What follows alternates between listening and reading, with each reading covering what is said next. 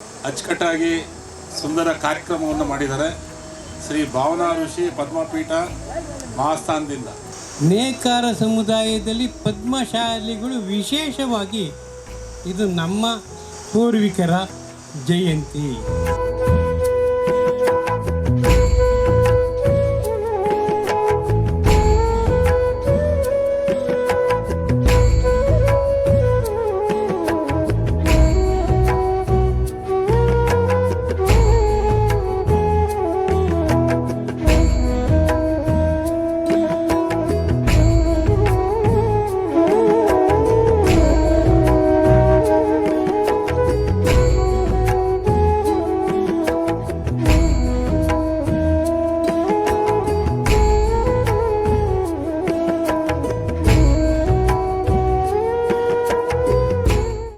ಅಚ್ಚುಕಟ್ಟಾಗಿ ಸುಂದರ ಕಾರ್ಯಕ್ರಮವನ್ನು ಮಾಡಿದ್ದಾರೆ.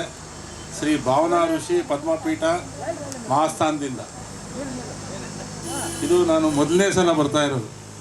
ಒಂದು 2-3 ಸಲ ನನಗೆ ಆಹ್ವಾನವನ್ನು ಕೊಟ್ಟಿದ್ದರು, ಅದಿನ ಬರೋಕ್ಕೆ ಆಗಲಿಲ್ಲ. ಈ ಸಲ ಮೊನ್ನೆ ಫೋನ್ ಮಾಡಿದಾಗ ನಾನು ಬಂದೇ ಬರ್ತೀನಿ ಅಂತ ಹೇಳಿದೆ. ಅದರಂತೆ ಬಂದಿದ್ದೀವಿ. ನಾನು ಕರೆದಿರೋದಕ್ಕೆ ಈ ಸಂಸ್ಥೆಗೆ ನಾನು ಧನ್ಯವಾದ ತಿಳಿಸ್ತಾ ಇದ್ದೆ. ಮೊದಲನೇದಾಗಿ ಪದ್ಮಶಾಲಿ ಸಂಘ ಇಲ್ಲ ಸಮುದಾಯ ಇರ್ಬೋದು, ಅದೇ ನೇಕಾರ ಸಮುದಾಯಗಳಲ್ಲಿ ಒಂದು ಭಾಗ.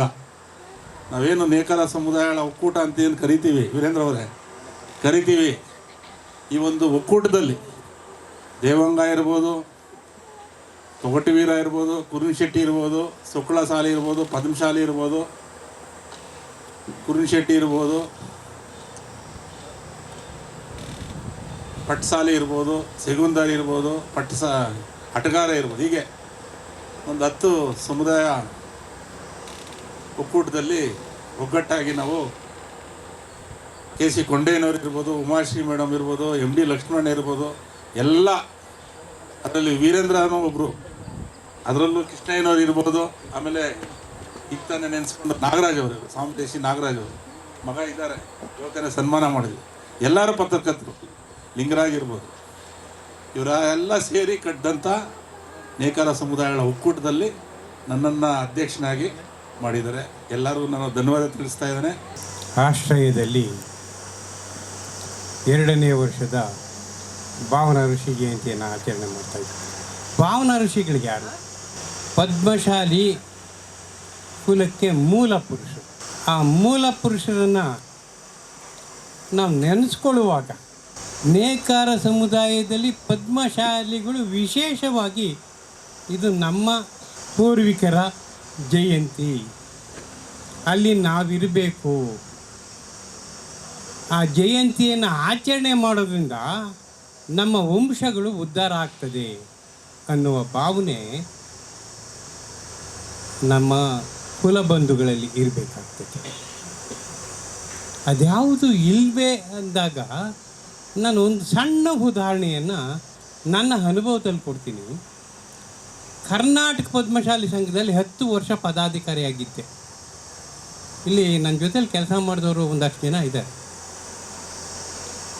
ನಾವು ಏನಾದರೂ ಆ ದಿನ ಕರ್ನಾಟಕ ಪದ್ಮಶಾಲಿ ಸಂಘದಲ್ಲಿ ಮಕ್ಕಳಿಗೆ ಪುಸ್ತಕಗಳನ್ನು ಕೊಡ್ತಾಯಿದ್ವು. ಅದು ಯಾರಿಗೆ ತಿಳಿದೇ ಹೋಗಲಿ 500ರಿಂದ 1000 ಜನ ಬಂದುಬಿಡ್ತಾಯಿದ್ರು. ಪ್ರಚಾರನೆ ಕೊಡ್ತಾಯಿರಲ್ಲ. ಅದೇ ಕರ್ನಾಟಕ ಪದ್ಮಶಾಲಿ ಸಂಘದಲ್ಲಿ ಸರ್ವ ಸದಸ್ಯರು ಸಭೆ ಮಾಡ್ತಂದ್ರೆ 150 ಜನ ಬರ್ತಿರಲಿಲ್ಲ.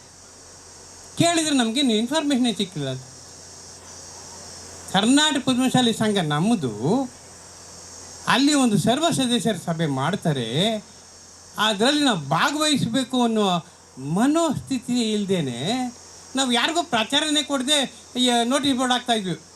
ಈಗ ವಿದ್ಯಾರ್ಥಿಗಳಿಗೆ ಉಚಿತ ಪುಸ್ತಕಗಳನ್ನು ಕೊಡ್ತೀವಿ ಅಂತೇಳಿ. ಸರ್, ಆ ದಿನ ನಾವು ಪ್ರಚಾರನೇ ಕೊಡ್ತಿರಲ್ಲ. 500ರಿಂದ 1000 ಜನ ಬಂದುಬಿಡ್ತಾಯಿದ್ರು. ನಾನು ಎಷ್ಟೋ ಸಾರಿ ಕೇಳೋರು, ಅಲ್ಲ ರೀ ಜನರಲ್ ಬಾಡಿ ಮಾಡ್ತಾಯಿದ್ದೀವಿ, ಯಾಕ್ರಿ ಬರಲಿಲ್ಲ ಅಂತ ನಮ್ಗೆ ಇನ್ಫಾರ್ಮೇಷನ್ನೇ ಕೊಟ್ಟಿಲ್ಲ ಸರ್ ಅಂತಂದು. ಆದರೆ ನಾವು ಯಾರಿಗೂ ಇನ್ಫಾರ್ಮೇಷನ್ ಕೊಡ್ತಿರಲ್ಲ. ನಾನು 10 ವರ್ಷ ಅಲ್ಲಿ ಇದ್ದೀನಿ. ಈಗ ನಾವು ಅನಂತರಾಜ್ ಇವರೆಲ್ಲ ಇದ್ದಾರೆ. ಯಾಕೆ ನಾನು ನೋವಿಂದ ಹೇಳ್ತೀನಿ ಅಂತಂದರೆ, ನಾವು ಕೊಡುವ ಮಟ್ಟಕ್ಕೆ ಬೆಳಿಬೇಕು. ಪದ್ಮಶಾಲಿ ನೇಕಾರರ ಮೂಲ ಸ್ಥಿತಿ ಹೇಗಿರಬೇಕು ಅಂತಂದರೆ ಪಡೆಯೋದಲ್ಲ. ಕೈಲಾದ ನೀವು 1 ರೂಪಾಯಿ ಕೊಡ್ರಿ, ಆ ಸಮಾಜ ಬೆಳೆಯುತ್ತೆ. ಆ ಸಮಾಜ ನಾವು ಶೈಕ್ಷಣಿಕ ಅಭಿವೃದ್ಧಿಗೋಸ್ಕರ ಎಷ್ಟು ಕಷ್ಟಪಟ್ಟು ಈ ಜಮೀನು ತಂದಿದ್ದೀವಿ ಗೊತ್ತಾ? 27ನೇ ವರ್ಷದ ವಾರ್ಷಿಕ ಸಭೆ ಇದು. 27 ವರ್ಷ ಒಂದು ಸ್ಕೂಲ್ ಮಾಡೋದಕ್ಕೆ ನಮಗೆ ಅರ್ಹತೆಯೇ ಇಲ್ಲ ಅಂತಂದರೆ ಎಷ್ಟು ಸಾರಿ ನಾವು ಬೇಡ್ಕೊಳ್ಳೋದು? ಇವತ್ತು ಸ್ಕೂಲ್ಗೇನೋ ಮಾಡೋಣಪ್ಪ ಅಂತಂದರೆ ಬರೋದು, ಕಲ್ಲು ಹಾಕೋದು, ನಿಂತೋಗೋದು. ಇಷ್ಟು ವರ್ಷ ಬೇಕಾ ಒಂದು ಸ್ಕೂಲ್ ಮಾಡಲಿಕ್ಕೆ? ಇಷ್ಟು ವರ್ಷ ಬೇಕಾ ಸರ್? ಎಂಥ ಜಾಗ, ಅದ್ಭುತವಾದಂಥ ಜಾಗ. ಒಂದು ಸ್ಕೂಲ್ ಮಾಡಿದರೆ ನಮ್ಮ ಸಮುದಾಯದಲ್ಲಿ ಶೈಕ್ಷಣಿಕ ಪ್ರಗತಿ ಆಗ್ತದೆ. ಶೈಕ್ಷಣಿಕ ಪ್ರಗತಿ ಆದಾಗ ಮಾತ್ರ ಆ ಮನೆ ಬೆಳೆಯುತ್ತೆ, ಆ ಸಮುದಾಯ ಬೆಳೆಯುತ್ತೆ.